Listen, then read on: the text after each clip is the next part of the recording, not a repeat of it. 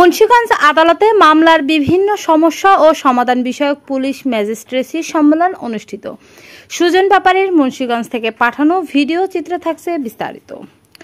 মুন্সিগঞ্জ ফৌজদারি মামলা আদালতে সাক্ষী হাজির করা ও আইনি সমস্যা ও সমাধান বিষয়ে জেলা পুলিশের সাথে ম্যাজিস্ট্রেসি সম্মেলন অনুষ্ঠিত হয়েছে। শনিবার 12 জুলাই সকাল 10টায় চিফ জুডিশিয়াল ম্যাজিস্ট্রেট আদালত ভবনের সম্মেলন কক্ষে এ সম্মেলন করা হয়।